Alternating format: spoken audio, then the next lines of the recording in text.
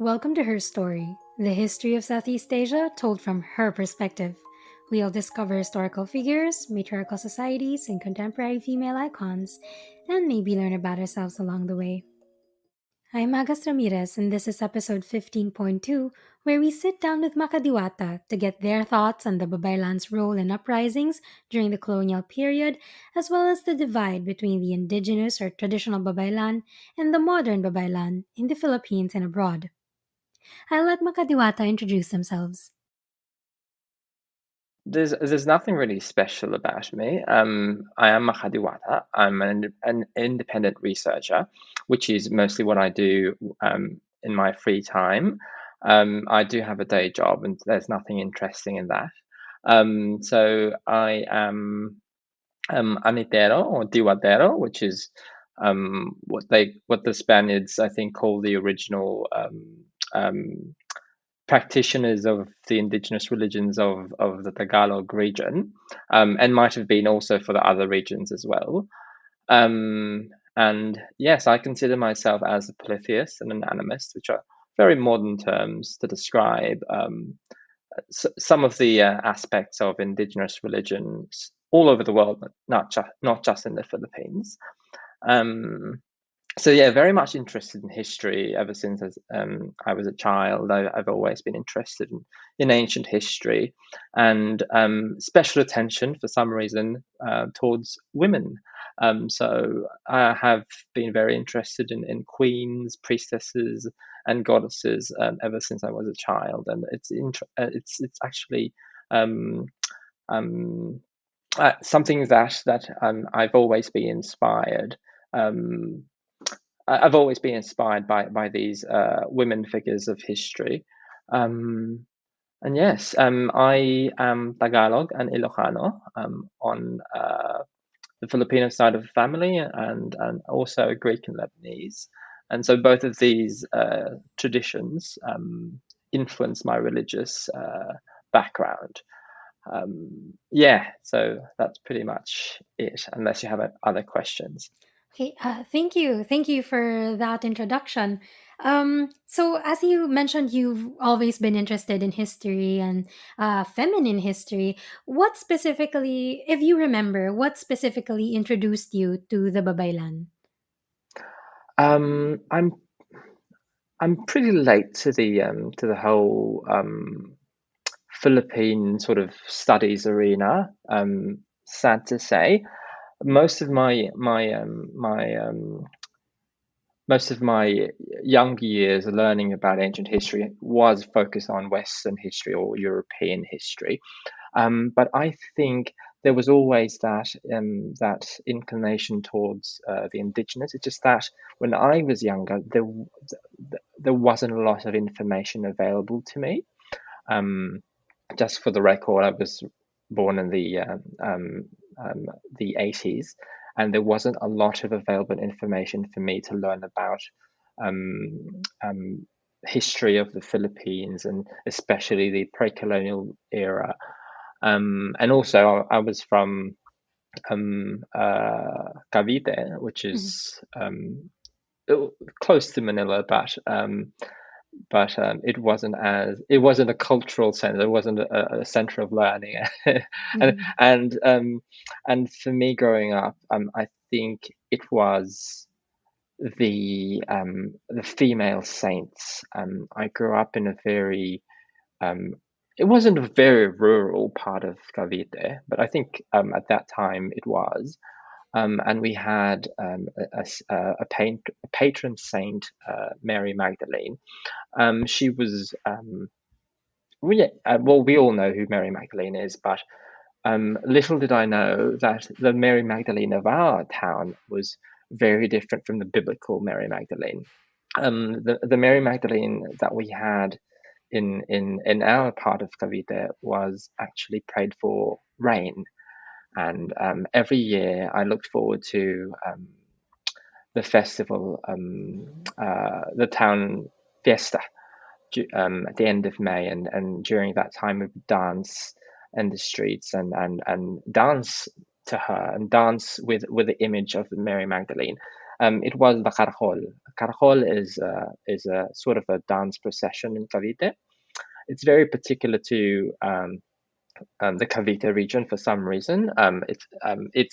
It's like a procession, but it's more lively, and they carry the image of the saint or the Marian apparition on their backs, and they dance it all over town, and everyone dances with her.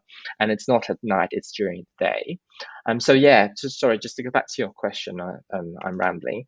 No, it's It fine. was it was the Mary Magdalene who opened me up to learn more about why was our Mary Magdalene different, and you know what ancient roots she might have she might have come from. And I think that was the first question for me that really incited my curiosity as a child. I'm gonna go right into Mm, because one gap in the episode mm, is really the asog, or the biologically yeah. male babaylan who Mm, perform the same mm, functions. I wasn't able to devote time to it because the episode was already very long. So I was very happy to find your mm, Twitter threads about it. So, mm. what do you know about this?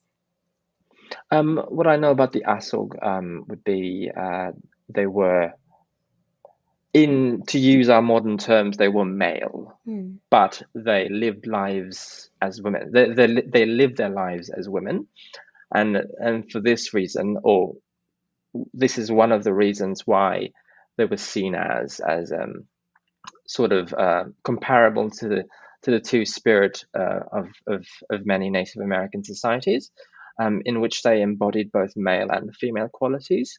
And during the pre-colonial era, as we know, women held positions of power in the religious and spiritual realms of society, and so being a man, or sorry, being male, and exhibiting or having very feminine gestures, or exhibiting feminine qualities, was seen as something that was sort of divine, or you had a special link to the divine, like women did. And from my own research, it was is most of the male babaylan during the pre-colonial and early colonial era were Asog, because they were essentially um, uh, men who lived their lives as women. Editing note. After the recorded interview, Makadiwata mentioned that in Tagalog we have bayog and bayogin, which comes from our word for the swaying of bamboo, and the more common binabae, which is a word still used in everyday conversation.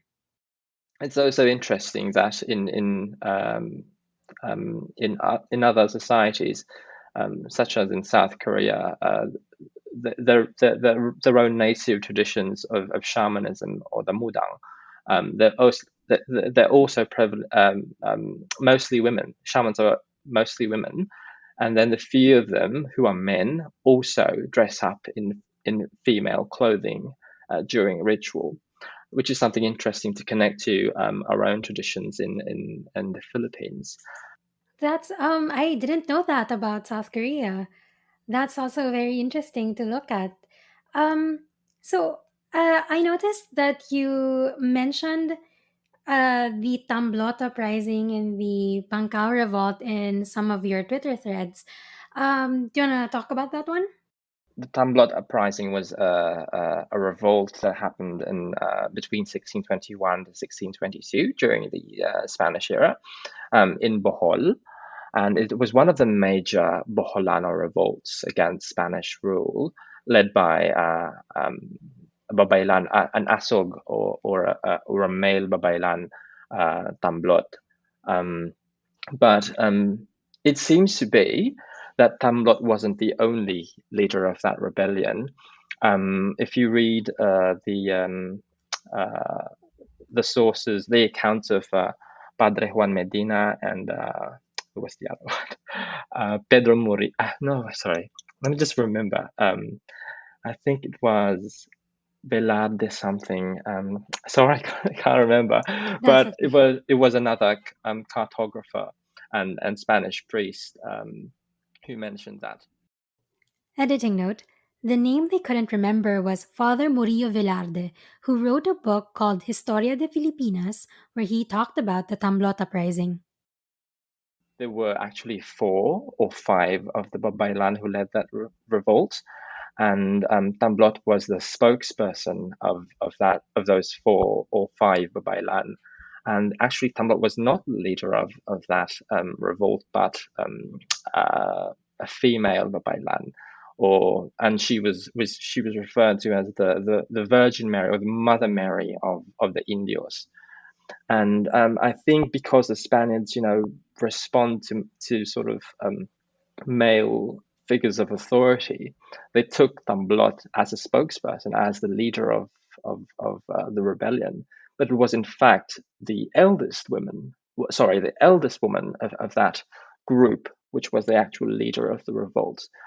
And it was pretty significant because the Tamblot uprising also inspired other revolts in the area. In a nearby island Leyte, they also had the Bankau Revolt or the Bankau Uprising led by Datu Bankau. And what they had in common was that they were all led by these babaylan, or the native priests of that region, or shamans, however way you want to translate that in English. So what they had in common was that they were led by these spiritual or religious figures, the babaylan, and it was a revolt against not just the religious oppression of the indigenous faiths of the Boholanos and other Visayan peoples, but also the political suppression or the subjugation of their peoples. And as recorded by the Spaniards, in their own words, the devil incited these peasants to revolt against Spanish rule and to refuse to pay taxes and to refuse to go to church and attend mass, which is how they described the reason for the revolt was.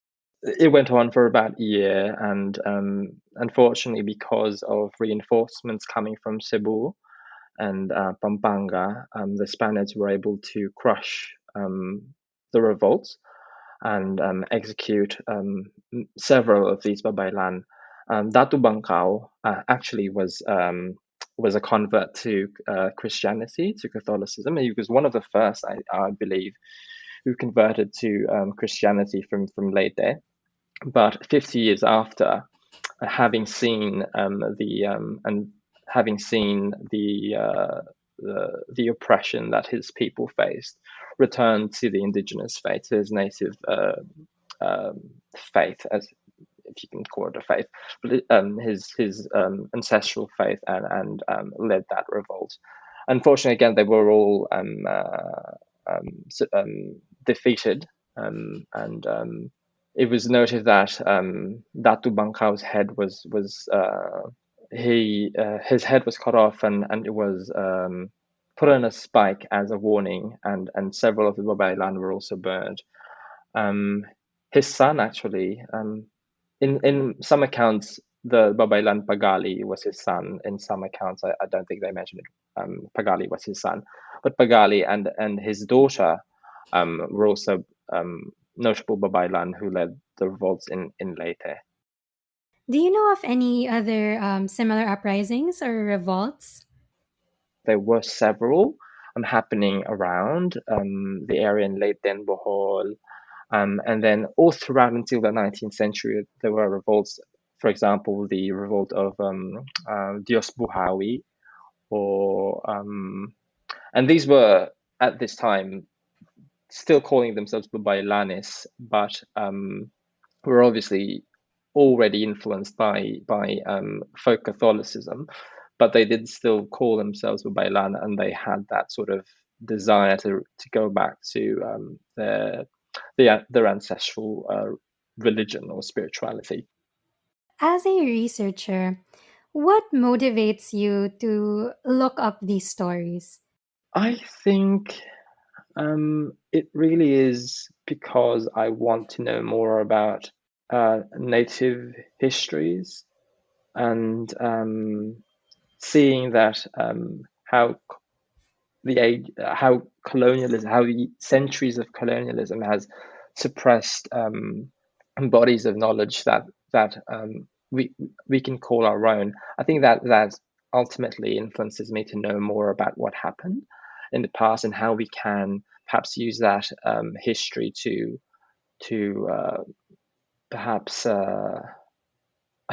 look forward to a better future where we have a more realized identity um, of who we are. I'm not going to say as Filipinos, but as members of our own communities. For me, for example, being Caviteño, I've learned a lot from these histories. That I only really recently learned about how that Caviteño identity has been it's been around since the early or pre-colonial period, and I didn't know that. I thought Cavite was just a province cut out from Spanish territory, and it was just a Spanish invention. But I didn't know that during the early colonial period or the pre-colonial period, there were already Caviteños were already people of their own who had sort of distinct practices from other Tagalog-speaking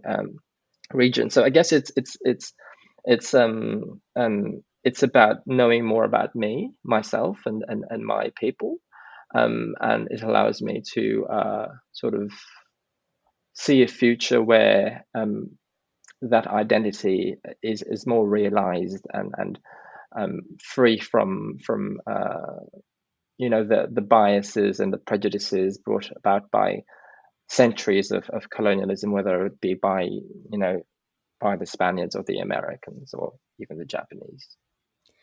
Taking off from your comments on how these histories can be used to understand the present, Mm-hmm. um, I also wanted to ask you about this indigenous versus modern babaylan, where there Mm-hmm. are self-proclaimed babaylan all over the world, mostly Mm-hmm. related to usually related to the diaspora. How do you navigate this world where I'm Mm-hmm. aware that you have interactions Mm-hmm. with babaylan and other ritual practitioners? So can you tell us about that world, that tension that is happening there? Right. And you know what? Didn't really know about these quote unquote modern Mhm. babaylan until I joined Twitter. I didn't really know about them. My only knowledge of babaylan were the babaylan from history and the babaylan from in my interactions with these indigenous babaylan in the Philippines. I'd also like to make that distinction because babaylan to me is a is mostly a Central Philippine term.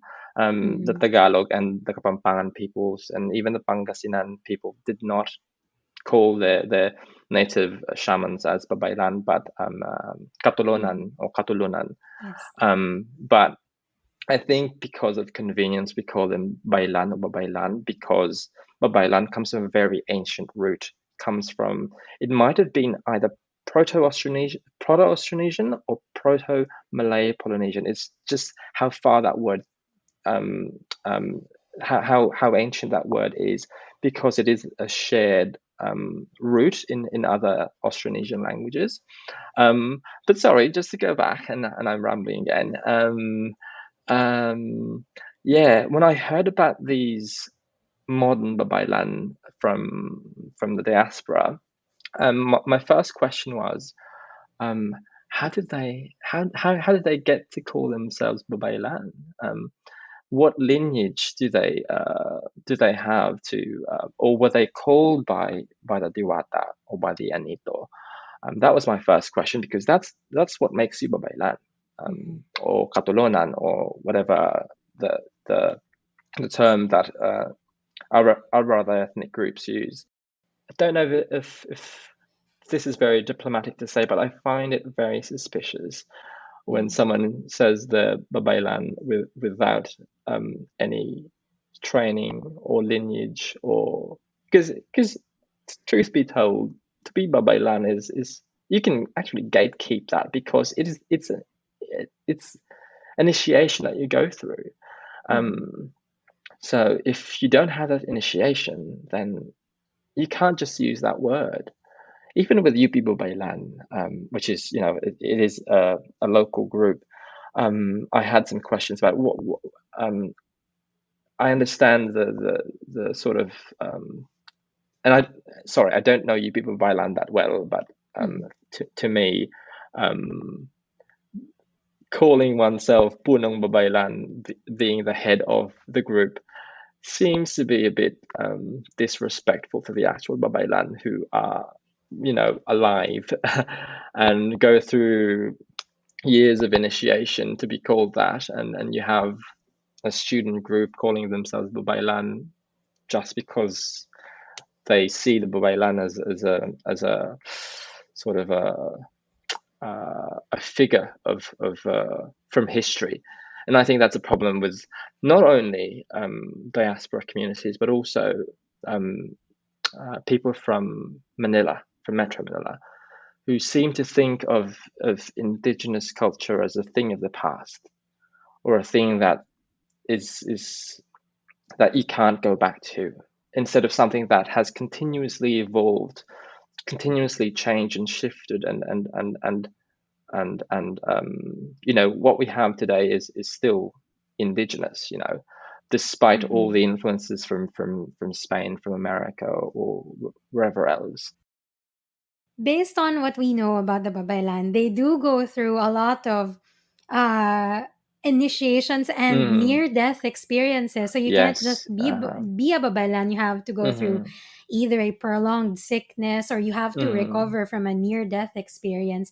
But what we see today with the modern babaylan is more like, if you feel a connection, or if you are a sort of I did see some descriptions, like if you are a modern babaylan, if you are a teacher or an environmentalist, Oh and my goodness. things like this. Yes. So of course we don't want to alienate or sort of discredit Yeah, this yeah. connection they feel with the indigenous culture, but how do we then interact with them in a way that brings us together towards because we are interested in the same things. It's just that Yes, absolutely. we seem to be perhaps appropriating. Mm-hmm. Maybe that's the word. Maybe we're appropriating some of the terms, because the words that are used in rituals and things like this, these are all very sacred. So Yeah.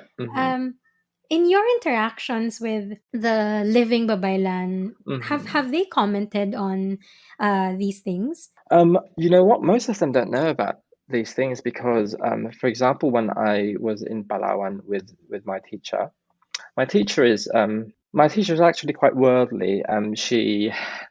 My teacher was called to be babaylan in her, I think, in her early 30s. But before that, she was an international party girl. I kid you not. She owned a resort in Boracay, and she was a businesswoman. She had she would go to France a lot. She speaks French. She I think she's also a dual French citizen. Um, and but she's Filipino. But and she was called to being babaylan, and she went through the whole sickness thing, and she was initiated by another babaylan from Panay. Actually, I think it was either Panay or yeah, it was yeah, Panay babaylan. And she knows about these things because she was exposed to that kind of information growing up, and she was quite a worldly person. But I think the babaylan who live in rural communities, they don't know about these things. When we visited two brothers who were babaylan, they were Tagbanwa babaylan, or Balyan, they call themselves Balyan and Tagbanwa. They didn't know about these things, and they probably wouldn't care. It's not their concern what happens outside of outside of their communities. They're just concerned about the well-being of their community and their families, and they wouldn't be able to comment because they wouldn't know about them. But some babaylan, of course, those who are more in tune with the outside world, like my teacher, she feels that she doesn't want to discredit them. She doesn't feel any hatred or loathing towards them. It's more of why, or why are you doing this, and what for? Because to her, being babaylan is to be in service to the community, and being in service to the Diwata, or to the gods, the deities. So if you're not doing that, if you're not serving the community in that sort of aspect, then why are you calling yourself this? And why are you something? Also, I think the people in the Filipinos in the diaspora who want to identify with babaylan, I think they're also influenced by the sort of the witch phenomenon, the witchcraft craze in the early 90s. At least in Metro Manila, that was the thing in the 90s, and it was all about the individual wanting to break free from society. And for Western Europeans, for English-speaking Europeans and Americans, or Anglos, which became like a word that they could identify with. This was a persecuted individual during the Inquisition in Europe. So I think it's very similar. I think Filipino Americans are sort of operating on the same sort of Eurocentric or Anglo-centric sort of vocabulary, sort of identifying with the babaylan because they were leaders of revolts, and they were symbols of liberation. So to them, it might be that these are just historical figures that inspire them. Maybe some of them don't realize that these are living traditions, and it's a calling. It's like, sorry, just to ramble again. For example, the word druid. For many Americans of European descent, druid became like a word for neo-pagans, or those formerly Christians who went to who wanted to reconnect with their pre-Christian heritage. They started calling themselves druids, but druids are a very specific caste or class of it's a priestly class. It's like the Brahmins of Hindu society. So it's not something that you can call yourself just because you feel like you want to reconnect with your pre-Christian heritage or your indigenous heritage. It's literally a role in society that you have to sort of get initiated for. I only feel this way because I have knowledge of what happens in the States, in other parts of the world, in the Philippines. But for the average Filipino, even not even babaylan or Catalonan, they don't really think about these things. It's not their concern. Given all this, do you feel like there is something that we can do to make Mm-hmm. people more aware that there are living babaylan, that these are not dead traditions? Is Mm-hmm. that something they would want, and is there something we can do about it? It's a very valid question. I think it's very hard to answer.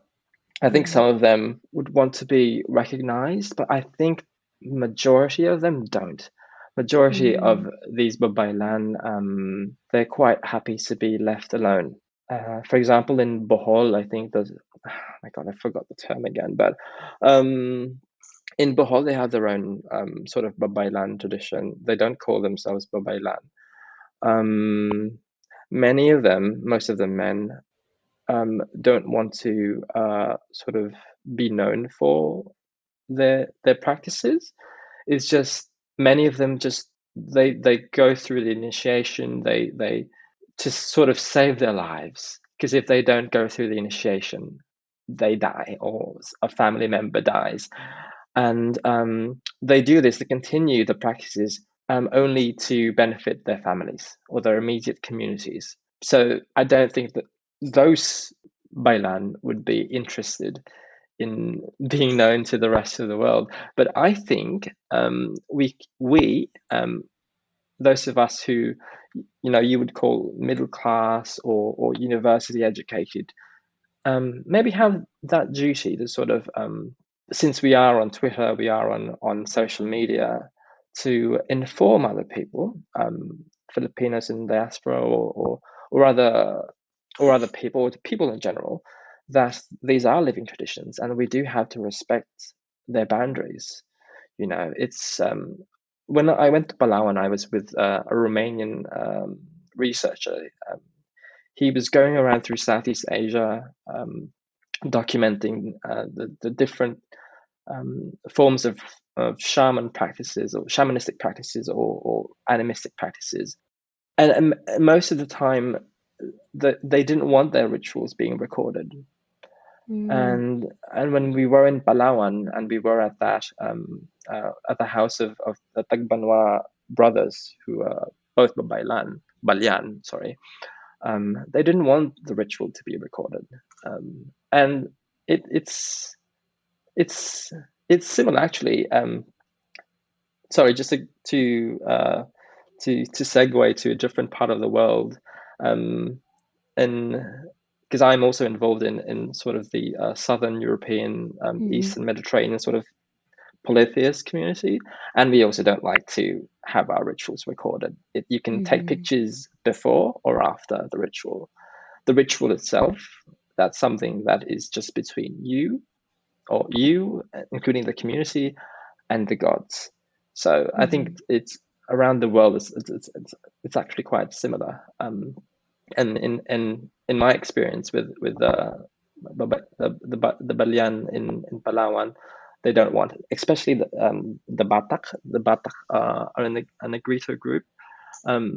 They also have very similar practices, and they don't want any pictures. They don't want any recordings of their rituals. So again, just to go back, I think what we can do is to really just make people aware that these are living traditions, and even if they weren't, even if they were, extinct traditions, that these are boundaries that we need to respect. People who are Bailan or Balian go through certain initiations to become Balian. It's not something that we can just take and this is mine now. We can't just do that. And one of the practices, and this is a practice that's very common across the different traditions and cultures I've researched, is that boundaries are extremely important. A ritual is a setting of boundaries between either the living and the dead, or humans and divinities or deities, and we also have to set those boundaries for ourselves. Not these aren't strict or hard boundaries, but these are boundaries nonetheless that we have to sort of negotiate to be a part of that sort of to enter a different realm or cross a certain boundary. Makes me think that the way that they perhaps don't want to be documented, or they don't want these rituals to be shared, is also a reaction to the repression that they've experienced, the discrimination that they've experienced in the I past. And agree. Yeah. so I agree with you that we definitely need to raise more awareness that these are living traditions. I think in our textbooks, for example, the babaylan are kind of a footnote. It's Right. mentioned And in the somewhere, past tense. and in the past tense. So Yeah. and we always in mainstream media, the most recent that I found, there were two things. The babaylan, who was named Gloria in Bagani, was a local TV show, and Trece, where Trece is the babaylan and lakan. That was very significant. In the trailer, it was mentioned that Trece was a babaylan. Babaylan, babaylan and lakan. And Yeah. My question there was, why is she called babaylan when she seems to be from Laguna? but whatever. There's a pop culture, Yes, like a yes. pop culture fascination with the babaylan, and people do seem to forget that Mhm. there are this is a sacred thing. This is not Mhm. something that it's not a costume you put on. Not a costume, Um, correct. these are the professions of people. Mhm. This is their calling, and Mhm. they navigate the living and the worlds of the living and the Mhm. dead and the in between. So I guess that's this has been a very productive conversation so far. So there anything else that you'd want to share with the listeners of the podcast? I don't know. I think there's so many, but yeah, I just remembered the the sort of name they have in northern Bohol. I think it's either Sukdan or Sukdan. I'm not sure if my stress is correct, but um, sort of the Balyan or the Bailan figures in northern Bohol are called Sukdan. And yeah, there's a really good article about them becoming a shaman in northern Bohol, um, and it documents with their consent the sort of initiation rites that they went through to become Sukdan. So yeah, but there's so much, and people ask me. Some people have messaged me on Twitter asking me where you can read these things. There's actually quite a lot. They're not easy to find, but there's actually quite a lot of information that we can read on indigenous traditions in the Philippines, indigenous religious traditions in the Philippines. So yeah, if they're interested, they can message me on Twitter, I guess, at Makadiwata. Yes. So for listeners of the show, please follow Makadiwata at Makadiwata on Twitter. I can link them to your Twitter in the episode description as well. Thank you for joining me on this episode. Certainly more than I could have researched that you already shared.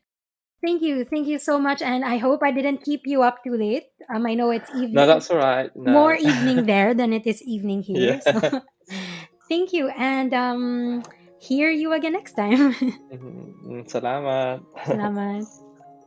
That's it for episode 15.2 of Her Story Southeast Asia, where we are rounding out season 1 with the babaylan of pre-colonial Philippines. Until next time, and please don't forget to follow us on Facebook, Twitter, and Instagram at Her Story CPod. That's Her Story SEA Pod.